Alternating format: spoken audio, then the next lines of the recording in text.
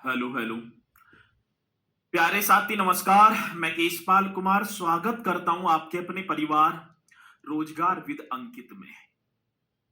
आशा करता हूं कि भैया जी आप सभी अच्छे होंगे, बढ़िया होंगे, खुशहाल होंगे और जहां भी होंगे मेरे साथी एकदम शानदार एवं जानदार होंगे। प्यारे साथी शाम के बज चुके हैं 5 और आप सभी को पता है कि 5 बजे एक बहुत ही शानदार एवं जानदार उत्तर प्रदेश होमगार्ड भर्ती 2025 साथ ही एक रक्षक बैच जो कि यूपी जी के हम कंटिन्यू करते आ रहे हैं और मुझे पूर्णतः विश्वास है कि भैया जी ये सब्जेक्ट क्या है, सभी के सभी सब्जेक्ट आप सभी की समझ में भी आ रहे होंगे। तो जोरदार तरीके से एक बार सभी के सभी यहाँ पर जुड़ जाएंगे। मनीष यादव जी, विकास पाल जी, पलक शिवावी, काजल सैनी, विकास कुशवाहा जी, प्रदीप जी और प्रतिमा है, प्रतिमा ही दिखे हैं, वो तो चले गए। ठीक है। और जितेंद्र राजपूत जी, सौरभ सिंह, तो सभी मेरे साथी मेरे साथ इस सेशन में जुड़ चुके हैं और जो ना जुड़े हैं तो वो एक बार जल्दी से जुड़ेंगे और फिर हम अपने इस सेशन को एक शानदार तरीके से स्टार्ट कर पाएंगे। उत्तर प्रदेश की शिक्षा और साथ ही उत्तर प्रदेश की संस्कृति जो है हम करेंगे। और उत्तर प्रदेश की संस्कृति मतलब संस्कृति जो है ना, ये संस्कृत भाषा के एक क्र धातु से बना होता है जिसका शाब्दिक अर्थ होता है करना। संस्कृति की बात करें जो हमारी प्राचीन काल से जुड़ी हुई वेशभूषा, हमारी बोलचाल, हमारे स्थापत्य कला की वो स्रोत, तो जो कि हमारी संस्कृति धरोहर स्थल हम बोल भी जाते हैं ना कि धीरे धीरे हमारी संस्कृति विलुप्त हो रही है। वो त्योहार, वो मेले, ये सभी के सभी किसमें संस्कृति, वो नाच गायन। और देखूं तो भैया जी आज पहले ढोला रसिया वगैरह स्वांग वगैरह भरतरी ये सारी चीजें हुआ करती थी। कठपुतली लोक नृत्य जो है एक देखे कठपुतली, हाँ सर, ये सारी चीजें आज विलुप्त होने की कगार पर हैं। तो वो ही हमारी संस्कृति के अंदर आती हैं। और संस्कृति में देखें तो मंदिर हो गए, सारी चीजें तो आप करेंगे एक बार मेरे साथी सभी यहाँ पर जुड़ते हुए। सर कितने बड़ा चैप्टर है, अभी कब तक चलेगा भैया? हो तो गया एजुकेशन, हो गया, अब चलेगा संस्कृति। ठीक हो? ठीक है जी, हाँ। चलो अब इसी के साथ बढ़ेंगे। तो अब आप सभी से मैं एक बात कहना चाहूंगा कि कमेंट्स पर कम फोकस करें और जो मैं क्वेश्चनों को कराता चलूं तो उन पर ज्यादा फोकस करेंगे। ना कि कमेंट्स ज्यादा इंपोर्टेंट होंगी, वो सारी चीजें इंपोर्टेंट होंगी जो मैं बोर्ड पर लिखूंगा और अपने मुख के द्वारा बोलूंगा। आगे बात समझ में?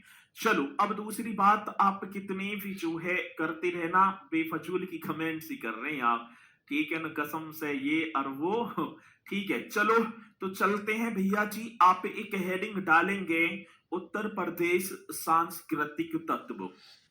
हाँ सर, कौन सी प्रदेश की बात आई तो मेरे साथी आप लिख देना उत्तर प्रदेश।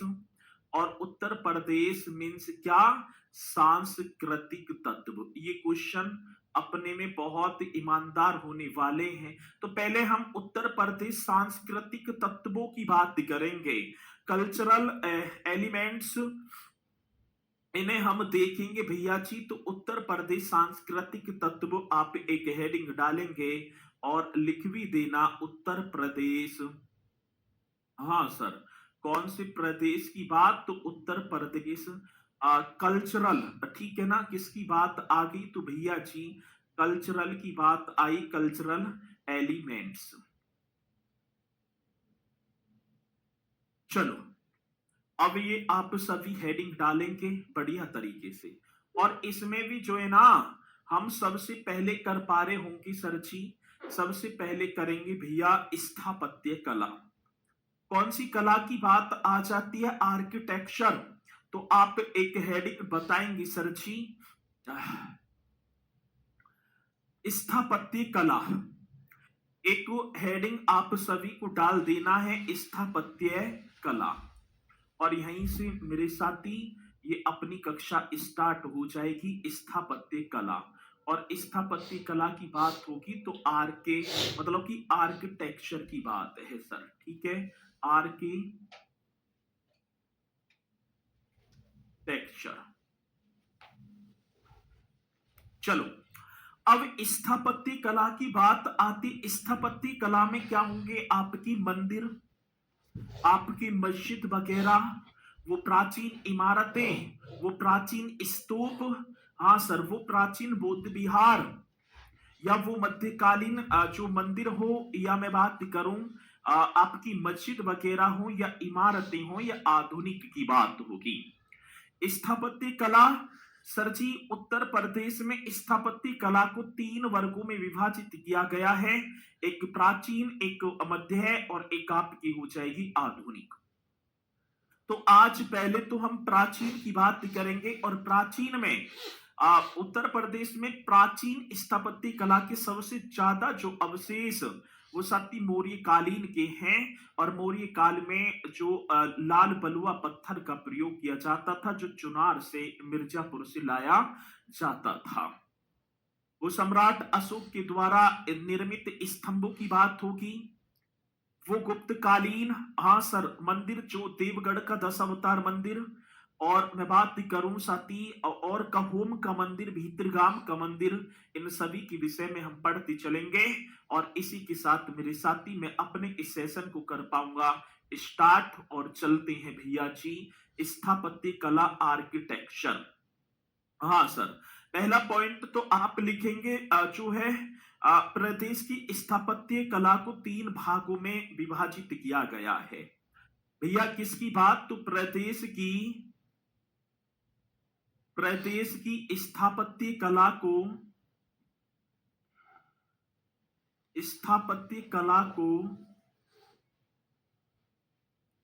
3 भागों में, कितने भागों की बात, 3 भागों में। अब 3 भाग कौन कौन से होंगे, तो आप 1, 2 और 3 इस तरीके से। एक तो मेरे साथी प्राचीन कला या प्राचीन काल की बात होगी, प्राचीन काल एंशिएंट, आप आर्ट की बात करेंगे। एक मध्य कला साथी, जो मध्य कालीन भारत में मेडिवल आर्ट होगी। और एक आधुनिक मॉडर्न कला। इन 3 पार्टों में हमने विभक्त किया है सर। और हम पढ़ेंगे पहले तो प्राचीन कला को, फिर मध्य कला, और फिर आधुनिक कला। और एक एक पॉइंट बड़ा बेहतरीन होगा।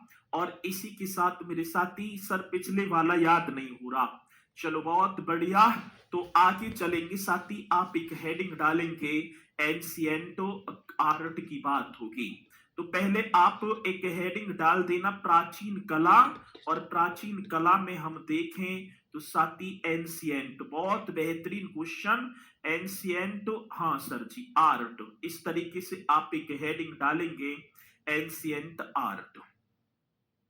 प्राचीन कला की बात आती साथी, उत्तर प्रदेश में प्राचीन कला के या प्राचीन काल के स्थापत्य जो कला है का जो सर्वाधिक अवशेष हैं वो मौर्य काल में मिले हैं, ठीक है। प्राचीन कला में आप लिख देना सर जी सर्वाधिक अवशेष, बहुत इंपोर्टेंट क्वेश्चन है। कौन से अवशेष की बात, तो यहां पर आप लिखेंगे सर्वाधिक अवशेष।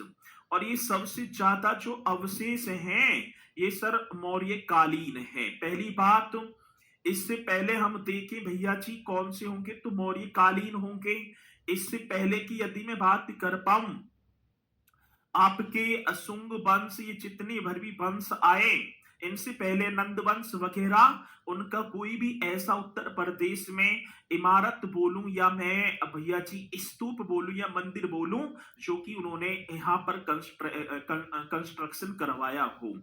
लेकिन क्वेश्चन पूछा जाता है कि उत्तर प्रदेश में सर्वाधिक, या ऐसे क्वेश्चन आएगा कि उत्तर प्रदेश में प्राचीन काल के स्थापत्य कला की सर्वाधिक अवशेष कहां से, मौर्य कालीन से हमें मिले हैं भैया जी। कौन से काल की बात, मौर्य कालीन से मिले हैं। और अब एक क्वेश्चन बहुत इंपोर्टेंट होगा, ठीक है। एक क्वेश्चन पूछा जाएगा मौर्य कालीन स्थापत्य कला में चुनार के बलुआ पत्थर, अभी मैं बताऊंगा भी चुनार पड़ता है मिर्जापुर में। तो मौर्य कालीन स्थापत्य कला में ये बहुत इंपोर्टेंट क्वेश्चन है और जो कि आप सभी को कर देना है। मौर्य कालीन स्थापत्य कला में कौन सी कला की बात मेरे साथी? स्थापत्य कला में, मौर्य कालीन स्थापत्य कला में चुनार के, अब ये चुनार जो पड़ता है, चुनार के बलुआ पत्थर का प्रयोग हुआ था। चुनार की बलुआ पत्थर का प्रयोग हुआ, पत्थर का प्रयोग। अब ये तो हमारा स्टार्टिंग का था। अब चलेंगे भैया जी, प्रयोग हुआ, ये पॉइंट आप लिख देना। अब ये जो चुनार है ना, ये चुनार कहां पड़ता है? ये उत्तर प्रदेश के मिर्जापुर जनपद में है। ये उत्तर प्रदेश की कौन सी डिस्ट्रिक्ट में? तो आप यहां लिख देना सर जी, मिर्जापुर डिस्ट्रिक्ट में चुनार। तो जैसे कि मैं बात करूं अशोक के द्वारा निर्मित स्तंभ, उन स्तंभों के कंस्ट्रक्शन के लिए कहां से पत्थर लाया जाता था? चुनार। और सर जी चुनार, ठीक है ना, एक जगह है सर, हाँ चुनार एक जगह पड़ती है जो कि मेरे साथी उत्तर प्रदेश के मिर्जापुर जनपद में है। आगे बात समझ में? तो ये पॉइंट आप सभी को नोट कर देना है। और चलते हैं मेरे साथी, एक चीज लिखेंगे, सारनाथ सिंह शीर्ष स्तंभ आपको मैं दिखाऊंगा। एक सेकंड रुकेंगे, एक सेकंड रुकेंगे बस। भैया जी कहां चले गए?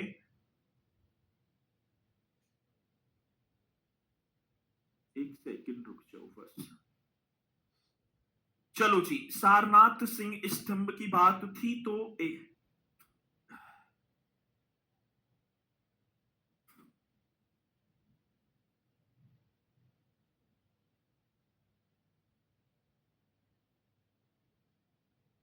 हाँ आवाज ना आ रही होगी, मैंने आवाज बंद कर ली है, एक सेकंड रुकेंगे। अब इतने एक हेडिंग डालेंगे, सारनाथ सिंह शीर्ष स्तंभ।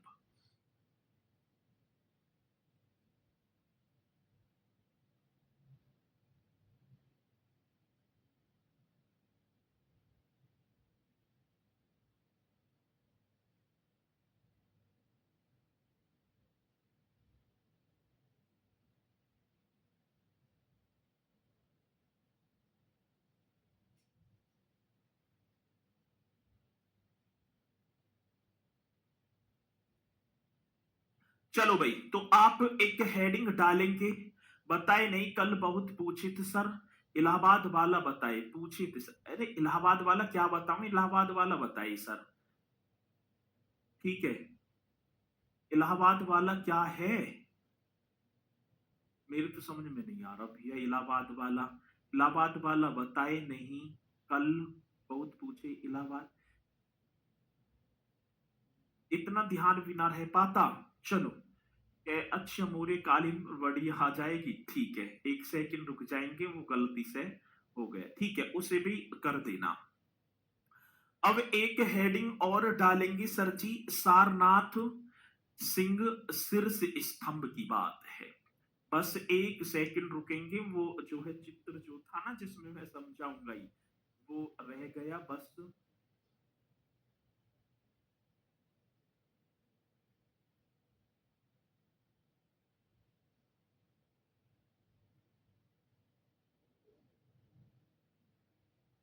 चलो ठीक है, अब एक सेकंड देखेंगे यहां पर हम, ये आपका आ गया सारनाथ सिंह स्तंभ, ये आप सभी को दिखाई पड़ रहा है।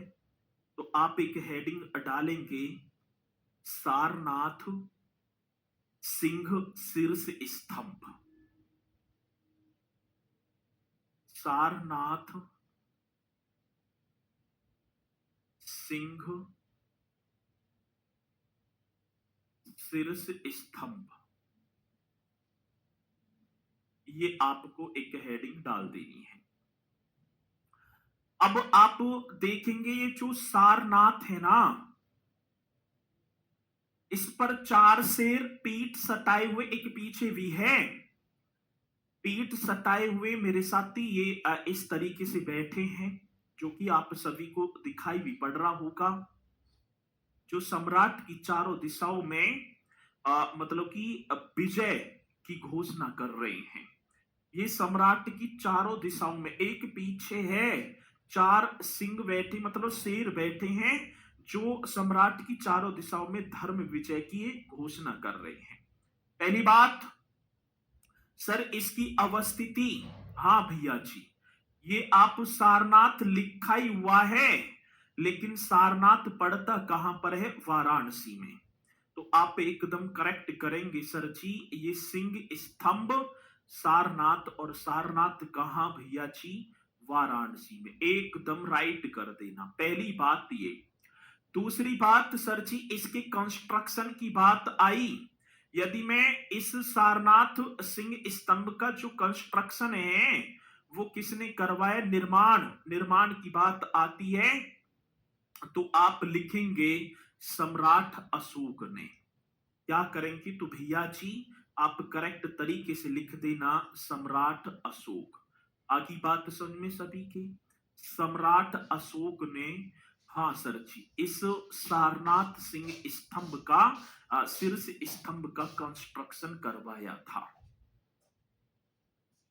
ठीक है, चलो अब दूसरी बात क्या होगी साथी, ये जो सारनाथ सिंह शीर्ष स्तंभ है, ये बुद्ध के प्रथम उपदेश धर्म चक्र प्रवर्तन का स्मारक है। ये क्या है ये, तो आप बताएंगे गौतम बुद्ध के प्रथम उपदेश, जो गौतम बुद्ध जी, हाँ सर, गौतम बुद्ध के प्रथम उपदेश, प्रथम उपदेश यही तो दिया था। और प्रथम उपदेश मीन्स आप इसे क्या बोलते थे? धर्म चक्र प्रवर्तन का। मेरे साथी, कौन से धर्म चक्र?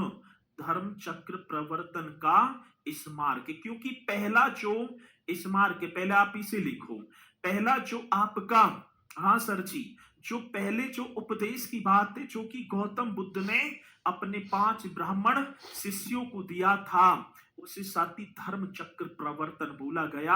और ये धर्म चक्र प्रवर्तन जो पहला जो उपदेश था उसी का स्मारक था। ठीक है, उसी का क्या था मेरे साथी? उसी का स्मारक था। आगे बात सुन में, अब देखो तो भैया जी, इसमें 4 सिंह हो गए, एक तो ये हो गए, एक ये हो गया, एक ये हो गया, और एक इसके पीछे। अब क्वेश्चन पूछा जाता है कि सारनाथ सिंह शीर्ष स्तंभ में शेरों की संख्या कितनी है? तो भैया जी 4 शेर होंगे। आप बताएंगे कितने? 4 शेर होंगे, और एक चारों के चारों शेर सम्राट की चारों दिशाओं में धर्म विजय की घोषणा कर रहे हैं। सम्राट की चारों दिशाओं में धर्म विजय की घोषणा कर रहे हैं कि कौन सा सम्राट? अशोक। और इसमें पशु, मेरे साथी ये भी क्वेश्चन पूछा जाता है, चलो बताओ कि पशु, पशु भी 4 होंगे। और सर पशु हमें तो ना दिखाई पड़ रहे, कहां 4? तो एक तो ये रहा घोड़ा, एक मेरे साथी ये रहा हाथी, और एक जो है एक इसके आगे को होगा वृषभ, और एक सिंह है। तो आप करेंगे घोड़ा, हाँ सर जी, एक क्या हो गया? हाथी, और एक आपका हो गया वृषभ, वृषभ मीन्स बैल, और साथी और शेर, ये 4 पशु होंगे। ये भी क्वेश्चन आप सभी को बता देना है कि सारनाथ सिंह शीर्ष स्तंभ में निम्नलिखित में से कौन सा, ठीक है ना, पशु नहीं है? तो वहां ऊंट आ जाता है, तो ऊंट नहीं है। बाकी तो मेरे साथी 4 हैं। 4 कौन कौन से? घोड़ा, हाथी, बैल और शेर। बहुत बेहतरीन क्वेश्चन है, आगे बात समझ में ना। और ये आता है सर क्वेश्चन, और आप मैं, ठीक है ना, आज तो क्वेश्चन मैंने इस मारे ना लिए कि भैया जी क्योंकि कमी सिलेबस होगा, और कल जो होंगे ना इसके क्वेश्चन आप सभी को देखने को मिलेंगे और आप करेंगे भी। ठीक है, तो घोड़ा, हाथी, वृषभ मतलब कि बैल, और जी की क्या होगा सर जी? शेर। ये चार क्या हैं सर? तो आप बता देना सर, पशु है, एनिमल हैं। अब आगे एक चीज और, स्तंभ के नीचे हम देखें ना, ये जो स्तंभ है सर, इस स्तंभ के नीचे सत्यमेव जयते लिखा हुआ है। तो आप यहां पॉइंट लिखेंगे एकदम राइट तरीके से भैया जी, स्तंभ के नीचे स्तंभ के नीचे सत्यमेव जयते। हाँ सर, कौन सा? सत्यमेव जयते शब्द लिखा हुआ है, शब्द लिखा हुआ है। और ये जो सत्यमेव जयते जो शब्द है, और भैया जी ये लिखा हुआ है जो कि हमारा आदर्श वाक्य है, सत्यमेव जयते। और साथ ही हमारा राष्ट्रीय प्रतीक क्या होगा? सारनाथ अशोक स्तंभ। ये हमारा क्या होगा? यही तो है, ये हमारा क्या है भैया जी? राष्ट्रीय प्रतीक। बहुत बेहतरीन क्वेश्चन बनेगा सर जी, ये हमारा बन जाएगा राष्ट्रीय प्रतीक। और राष्ट्रीय प्रतीक इसे 26 जनवरी 1950 को अपनाया था।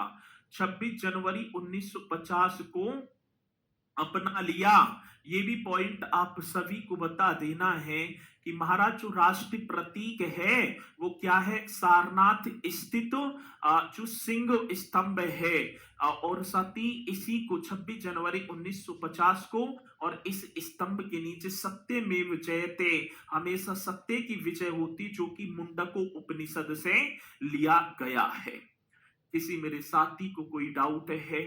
एकदम शालीनता के साथ इनमें ऐसा एक भी शब्द ना लिखा हुआ जो आपके एग्जाम की दृष्टि से इंपोर्टेंट ना हो। और ये जितने बार भी क्वेश्चन है ना भाई, सत्यमेव जयते कहां से? मुंडको उपनिषद से लिख देना आप नीचे को। और कितनी बार आया? सारनाथ स्थित अशोक स्तंभ में, ऐसी आएगा। निम्नलिखित में से कौन सा पशु नहीं है? 4 है, देख सकते हैं कितने? 4 पशु होंगे। सती असारनाथ वाराणसी में कराऊंगा भी इन क्वेश्चनों को, आप धैर्य पकड़ेंगे बढ़िया तरीके से। चलो जी ठीक है, आगे चलूं। इसी के साथ आगे चलो भैया जी।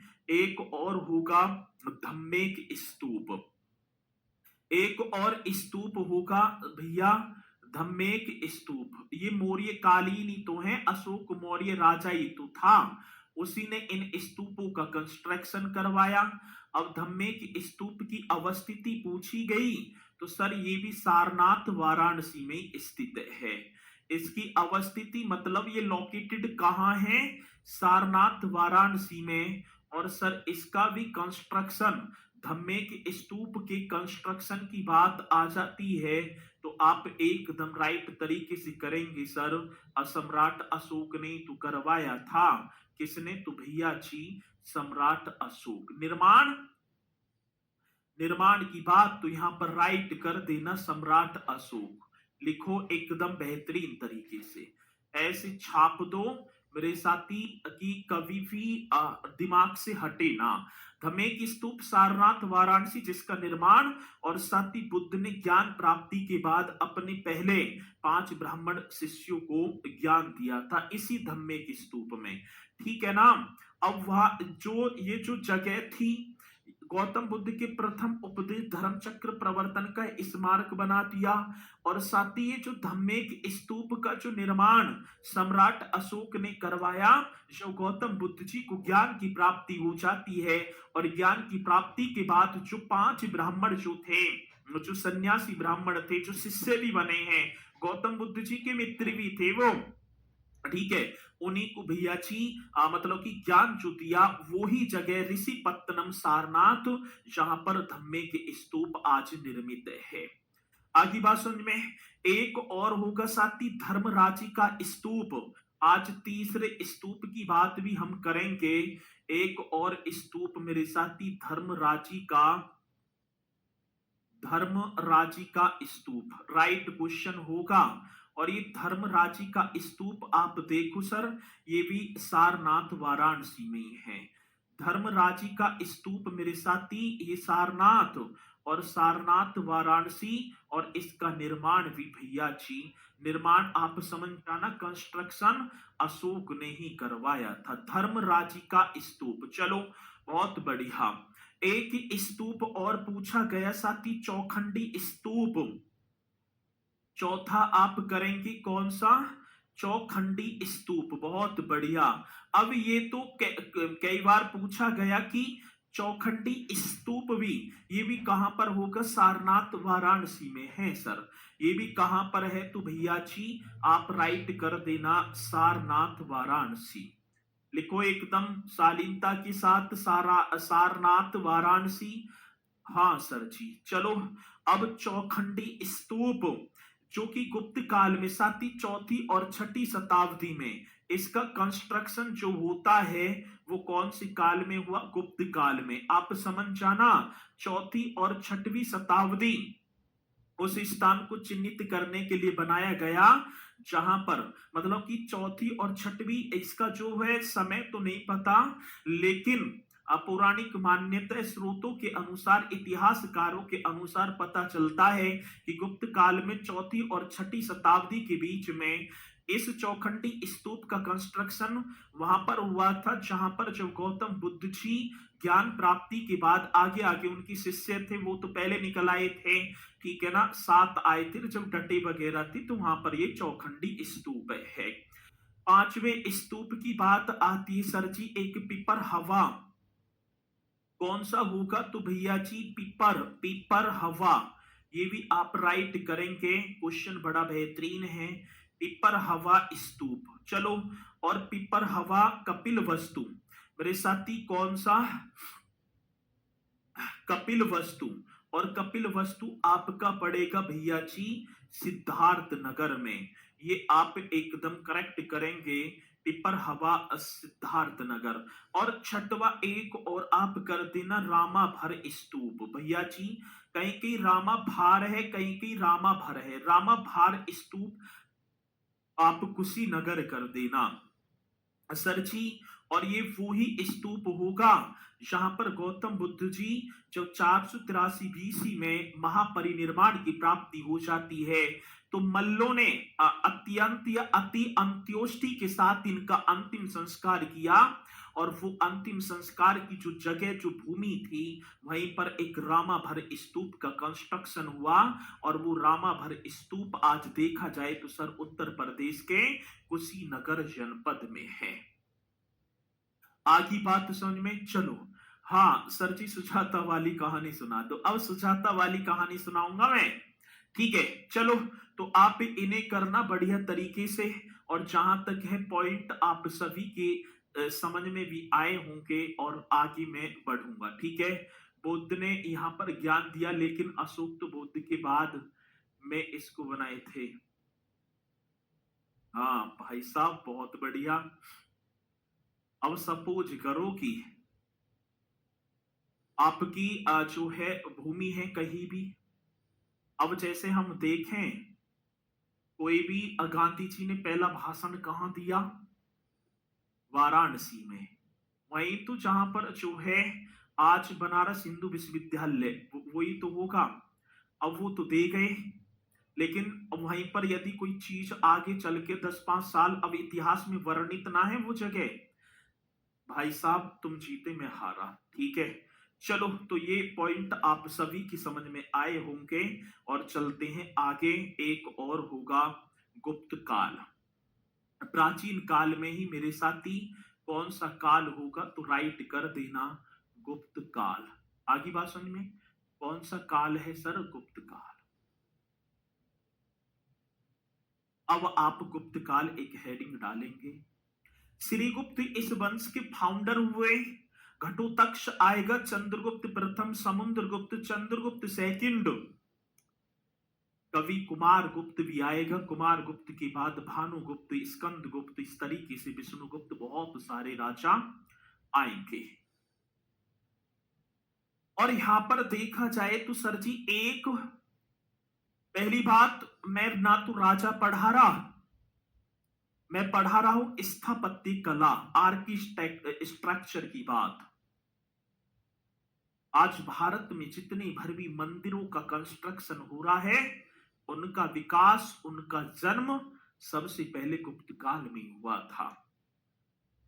तो क्वेश्चन कई बार पूछ लिया जाता है कि भारत में मंदिर निर्माण, जो मंदिरों का जो कंस्ट्रक्शन है, वो सबसे पहले कौन सी काल में? तो मंदिर निर्माण प्रक्रिया का आरंभ इसी काल में हुआ था। मंदिर निर्माण इस तरीके से आप सभी को कर देना है। मंदिर निर्माण, मंदिर निर्माण, हाँ सर।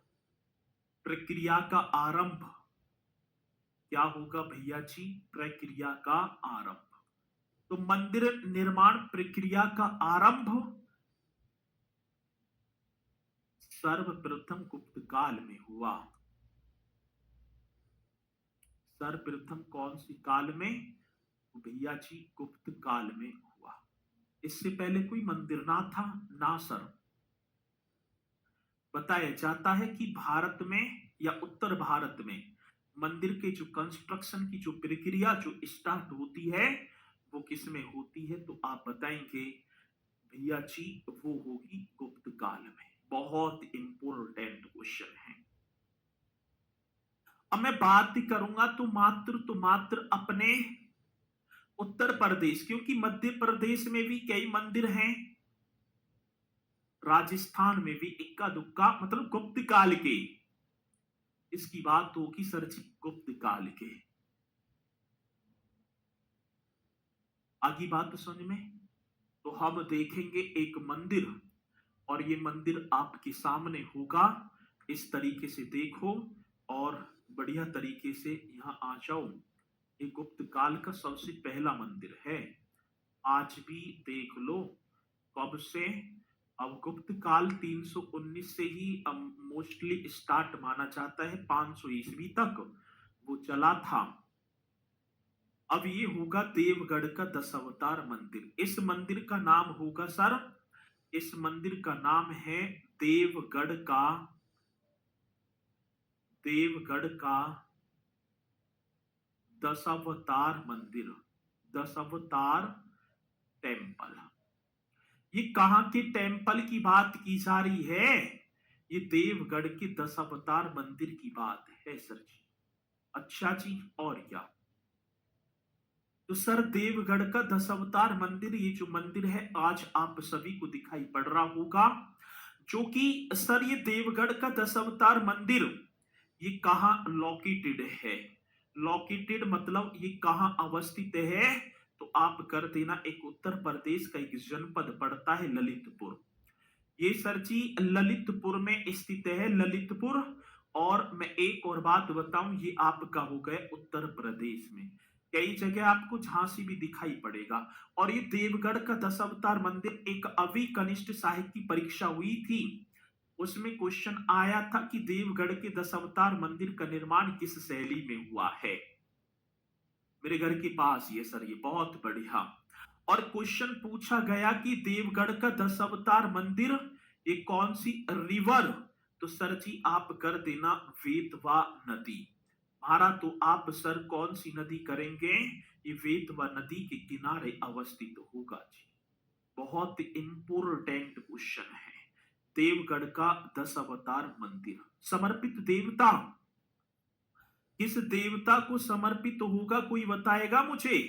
आज आप लिख देंगे विष्णु भगवान, भगवान विष्णु, या आप एकदम करेक्ट कर देना सर जी ये तो विष्णु जी को। अब क्वेश्चन आएगा गुप्त कालीन देवगढ़ का दशावतार मंदिर किस देवता को समर्पित है? तो विष्णु जी को है। साथ ही एक और बात, इस मंदिर की जब हम दीवारों को देखेंगे तो मंदिर की दीवारों पर फूल पत्तियां ये बनती दिखाई दे रही है, और अंदर भी प्रकृति को चित्रित कर दिया। और सर इसकी शैली देखो, शैली की बात तो होती है ना, शैली एक द्रविड़ शैली होती है, नागर शैली होती है, तो ये होगा आपका पंचायतन शैली। पंचायतन मतलब कि उत्तर भारत में नागर शैली को पंचायतन शैली भी बोल देते हैं। कनिष्ठ सहायक मेरे साथी जूनियर असिस्टेंट की परीक्षा में पूछा गया था कि देवगढ़ का दशावतार मंदिर किस शैली में निर्मित है? तो आप बताएंगे पंचायतन। अब कुछ मेरे साथी कह रहे होंगे कि पंचायतन शैली क्या होती है?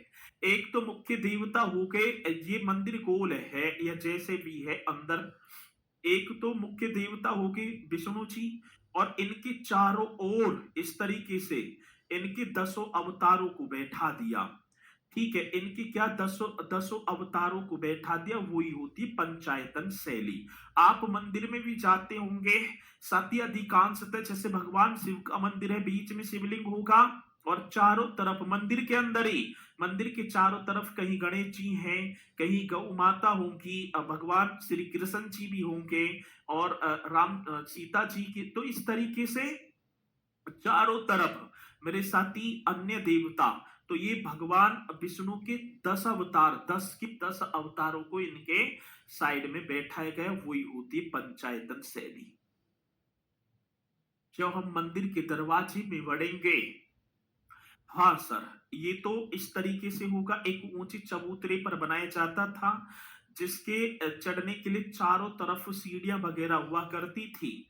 और सर जब हम मंदिर में प्रवेश करेंगे तो मंदिर की दीवार जो है, मतलब कि बाहर दरवाजे पर ये वाला, इस पर गंगा एवं यमुना। हाँ सर जी, मतलब कि मंदिर के दरवाजे पर गंगा और यमुना की नक्काशी है। ये भी क्वेश्चन बड़ा बेहतरीन है, किन नदियों की? तो कभी वहां बेतवार केन वगैरह ही कर दो। तो मंदिर की मतलब कि मंदिर के दरवाजे पर, मंदिर के दरवाजे पर, दरवाजे पर, दरवाजे पर गंगा व यमुना नदी की, यमुना नदी की नक्काशी है। कौन सी मेरे साथी? यमुना नदी की नक्काशी है। तो मंदिर का जो दरवाजा होगा ना, उसके मतलब कि गंगा और यमुना नदी की नक्काशी की गई है। और साथ ही भारतीय मंदिर निर्माण में शिखर का पहला, ये शिखर हो गया ना, देख लो शिखर ये बन रहा ना, शिखर इस तरीके से ऊपर तक, तो शिखर का पहला मंदिर होगा ये, शिखर का पहला मंदिर। ये भी आप यहीं पर लिख दो, पहला टेम्पल। मेरे साथी पहला क्या होगा? टेम्पल। तो भारत में शिखर युक्त, मतलब कि भारत में मंदिर निर्माण की बात है तो पहला शिखर युक्त। ठीक है, नक्काशी का मतलब चीजों को, पत्थर को काट कर तराशना। और पत्थर की आपने देखा होगा नक्काशी कर दी जाती पत्थर पर ही। आज तो मूर्ति पत्थरों की बनाई जा रही है, पत्थर पर ही जो है प्रकृति को दर्शा देना, ठीक है ना, काटना, वही हो गया, नक्काशी वगैरह की जाती है। चलो बहुत बढ़िया, तो इस तरीके से आप इन्हें करेंगे। तो देवगढ़ का 10 अवतार मंदिर कंप्लीट। हाँ सर जी, आगे चलेंगे, आगे चलो भैया।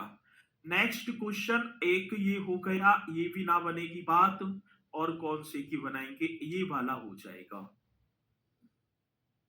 ठीक है, ये वाला मंदिर हो जाएगा ये। चलो ठीक है, ये मंदिर दिखाई दे रहा है आपको? हाँ सर दिखाई तो दे रहा है, ये वाला मंदिर। चलो बहुत बढ़िया, ये होगा भीतरगाम मंदिर। कौन सा? ये भी गुप्त काल का मंदिर है। और आप कर देना भीतरगाम का, या भीतरगाम मंदिर। कौन सा? भीतरगाम टेम्पल। अब ये टेम्पल भी गुप्त काल का ही होगा। और इसकी अवस्थिति आप बताएंगे ये कहां लोकेटेड है? आज पूछा गया लोकेटेड, इस तरीके से देखो तो सर जी कानपुर, ये उत्तर प्रदेश के कानपुर में है, गुप्त काल का मंदिर होगा जिसका नाम होगा भीतरगाम टेम्पल। ठीक है, ये भी आप यहां पर लिख देना। ठीक है, अब दूसरी बात क्या है, कुछ चीज नहीं दिखाई दे रही है इसमें? अरे भैया ये बता दो कि कुछ चीज नहीं दिखाई दे रही है? नहीं दिखाई दे रही। सर जी ईंट से निर्मित भारत का पहला मंदिर है, ईंट से बना हुआ है। ठीक है, ईंट से ये बना हुआ है। ठीक है, चलो अब दूसरी बात, भीतरगाम मंदिर ईंट से निर्मित, किससे? तो भैया जी ईंट से निर्मित पहला मंदिर, देख लो भैया जी, नाम क्या होगा? नाम होगा मेरे साथी भीतरगाम मंदिर। और इसके शिखर में भारत में सर्वप्रथम मेहराबों का प्रयोग किया गया है। साथ ही मंदिर के शिखर में मंदिर के शिखर में मंदिर के शिखर में भारत में सर्वप्रथम मेहराबों का प्रयोग किया गया है। सर ये बात समझ में ना आई, मेहराबों का प्रयोग ठीक है किया गया है। अभी जस्ट एक सेकेंड, सबसे पहले मेहराब, मेहराब ये दिखाई दे रहे हैं छोटे छोटे से रोशनदान से, ये दरवाजे से, ये ठीक है, ये दिखाई पड़ रहे हैं, ठीक है ना, ये इन्हें मेहराब बोलते हैं, कटिंग कर देना। तो मंदिर के शिखर में भारत में सबसे पहले मेहराबों का प्रयोग किया गया है, जो कि मेरे साथी ये मंदिर होगा आपका कहां पर, तो आप एकदम राइट करेंगे सर जी, मंदिर बन जाएगा भीतर का मंदिर कानपुर में। मुझे तो ना लगता किसी मेरे साथी को कोई डाउट हो। सर मैं कंपनी में जॉब करता हूं और क्लासेस भी करता हूं, मेरा एग्जाम निकल जाएगा, प्लीज मोटिवेटेड। ये तो आपको ही देखना चाहिए भैया जी, ठीक है ना, मन अपने आप गवाही देगा। एक बात, एक और मैं बात बताऊं, मैं मात्र 1 मिनट लूंगा, बाकी तो समय ना लूंगा ज्यादा। मोटिवेट क्या है? अब यहां पर देखो बहुत सारे बच्चे हैं कि मोटिवेट, मोटिवेट है क्या मोटिवेट? मैंने अभी कही कि भैया जी अपने माता पिता ऐसे करो, अपने समय को देखो, ये करो, आने वाले टाइम में क्या करोगे, ये करोगे, वो करोगे।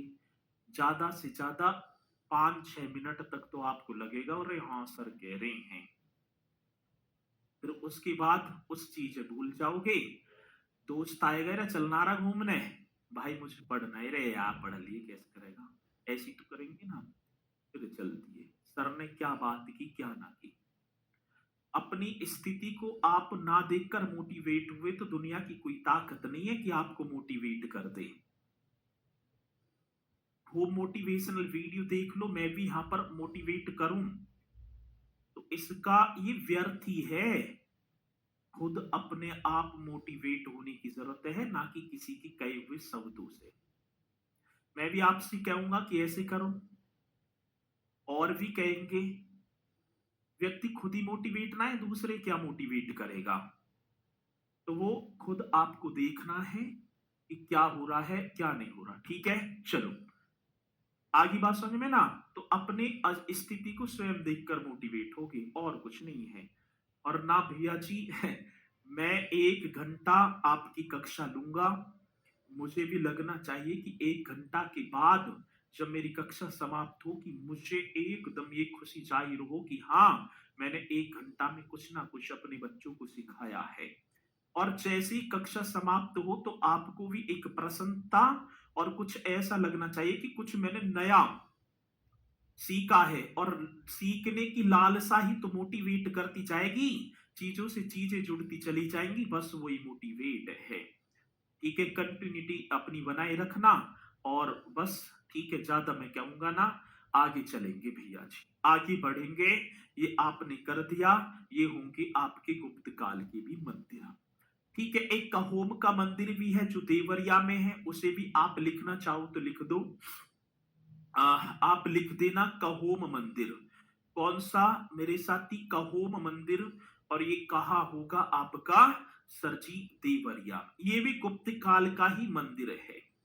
ठीक है, अब एक हेडिंग डाल दो यहीं पर, आपका अलग से टॉपिक भी बना हुआ है, मेले व मंदिर, और वो संस्कृति में ही आएंगे। ठीक है, वो सारे के सारे किस में आएंगे? संस्कृति में। तो हम इसी में कंप्लीट कर देंगे इन टॉपिकों को, बहुत सारी चीजें कवर हो जाएंगी, और आप एक हेडिंग डालेंगे उत्तर प्रदेश के प्रमुख मंदिर। अब ये गुप्त काल की ना है, कभी आप समझो, उत्तर प्रदेश के, उत्तर प्रदेश की क्या मेरे साथी प्रमुख मंदिर, अब आप सभी को एकदम राइट तरीके से कर देना है प्रमुख, ठीक है ना, टेम्पल उत्तर प्रदेश के। और जो मंदिर मैं कराऊंगा इम्प्रूडेंट ही कराऊंगा, ठीक है। अब दूसरी बात एक ये होगी, पहले आप लिख देना, ये तो हो गए। पहली बात आप करना वाराणसी वाले मंदिर, मतलब या तो वाराणसी के, मथुरा के, अयोध्या की, ये ज्यादा मंदिर पूछे जाते हैं। और मैं वाराणसी, मथुरा, अयोध्या वगैरह जो भी मंदिर है आप सभी को ऐसे करवाऊंगा कि आपने सोचा भी ना होगा कभी, ठीक है। और जो मेरे साथी मुझसे पहले पढ़े हुए हैं बैच में, वो भी देखेंगे कि हाँ सर जी आपने रियली में। अब ये वाराणसी की मैं बता रहा हूं, एक मंदिर का नाम होगा काशी विश्वनाथ मंदिर। कौन सा? काशी विश्वनाथ मंदिर। ये आप सभी को एक हेडिंग डाल देनी है, काशी विश्वनाथ मंदिर। अब ये जो है ये मंदिर कहाँ स्थित है, तो ये तो सभी को पता है भैया जी, वाराणसी में। मैं वाराणसी की तो करा रहा हूं। अब ये जो मंदिर होगा वाराणसी में होगा, और विश्वनाथ, नाथों के नाथ, ये भगवान शिव को समर्पित है। समर्पित मैं यहां लिखूंगा क्या भैया जी, समर्पित। समर्पित आप लिख देना भगवान शिव, भगवान भोलेनाथ, भगवान शिव को समर्पित होगा ये भी। अब देखो नाथ, नाथ किसे बोला गया है? भगवान शिव जी को ही तो बोला गया है नाथ, समर्पित भगवान शिव को। और ये मंदिर गंगा नदी के पश्चिमी तट पर स्थित है। ये क्वेश्चन बहुत बारीकाई से पूछी जाती, गंगा नदी के पश्चिमी तट पर। अब मैं एक सेकंड यार, एक गलती हो गई, मंदिर ही लेके चलते, ये रहा ना मंदिर ठीक है ना, ये रे, ये रहा मंदिर। चलो मैं यहाँ दिखा दूंगा आपको, ठीक है। ये हो गया गलती से, मेरे दिमाग से निकल गया। काशी विश्वनाथ का मंदिर ये रहा, देख लो आप, यही है, ठीक है। चलो अब पहली बात, गंगा नदी के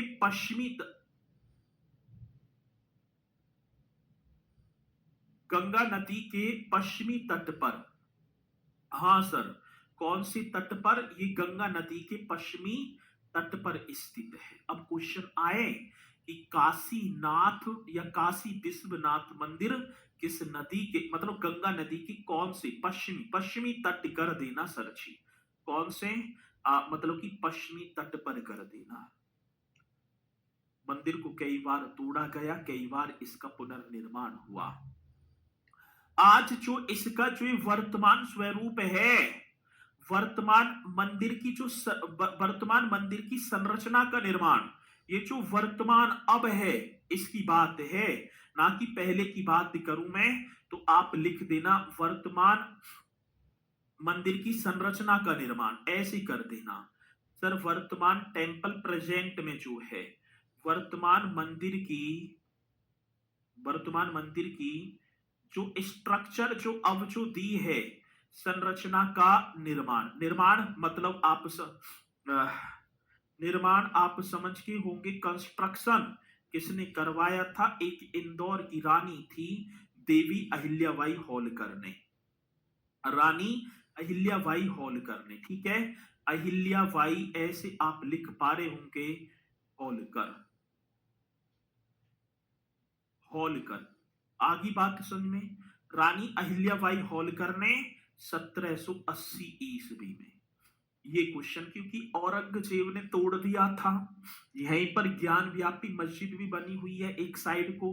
तो भैया जी आप करेंगे वर्तमान मंदिर की संरचना का निर्माण रानी अहिल्याबाई होलकर ने। ये जो अहिल्याबाई होलकर जो थी ना, ये इंदौर की महारानी थी या इंदौर की रानी थी, ऐसे कर देना। चलो जी, ये तो निर्माण हो गया, बहुत बढ़िया, एकदम कोई दिक्कत नहीं है। अब सर एक चीज और हमें दिखाई पड़ रहा है, मंदिर का ये ध्वज सा सोने का सा दिख रहा है सर। भाई सोना, सोना ही तो है। हाँ सर, एक लाहौर की राजा थे, मतलब पंजाब शासन था, महाराजा रणजीत सिंह ने सर जी 1835 में 1 टन सोना दान दिया था, 76 चढ़ा दिया था सोने का ये। ठीक है, तो आप यहाँ भी इस पॉइंट को ऐड कर देंगे। चलो मैं यही लिख दूं, 1835 ईस्वी में, 1835 ईस्वी में महाराजा रणजीत सिंह ने, इसने भैया जी, महाराजा रणजीत सिंह ने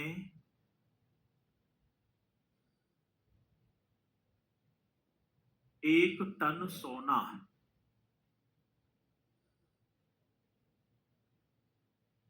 दान दिया था।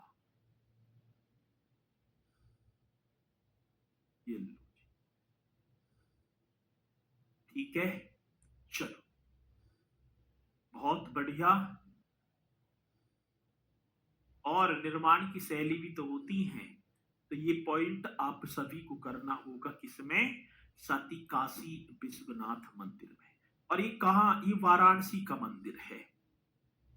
ठीक है, तो इन्हें आप करेंगे। अब इसे गुप्त काल पाल मत कर देना कि गुप्त काल का मंदिर, वहां तो 3 ही मंदिर थे।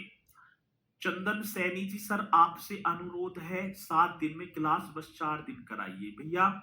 अब 5 दिन तो होगी, ठीक है ना? आपके कहने की, अब आपने पूरी की पूरी कक्षा यूं ही निकाल दी। इसे कॉपी पेस्ट करते करते मुझे पता है कि आपने एक शब्द ना उतारा होगा, ना आपने एक शब्द भी याद किया होगा। ठीक है, तो आपने जो है एक भी शब्द, मतलब ना तो उतारा, बस वही मैं फिर कह रहा हूं, Monday to Friday, Monday to Friday चलेगी। तो भैया आपसे हाथ जोड़कर विनम्र निवेदन है, आपने कल भी पूरी क्लास में और आज भी, ठीक है, 4 दिन ना होगी, ना होगी, 5 दिन होगी, ठीक है। चलो, तो इसी के साथ मेरे साथी एक बार कमेंट्स करके बता देना कि कक्षा कैसी रही। मुलाकात करेंगे एक बार और बेहतरीन से सेशन के साथ। आप सभी से इसके क्वेश्चन कल लाऊंगा, मतलब कि मंडे को ही। ये तू कर लिए ना आपने, तो 2 ही क्वेश्चन बन रहे थे, तो और मंदिर वगैरह इकट्ठे से हो जाएंगे, तो मैं करा दूंगा और क्विज में तुम्हें दे दूंगा, ठीक है। तो सभी बोलेंगे मेरे साथी, जय हिंद, जय भारत।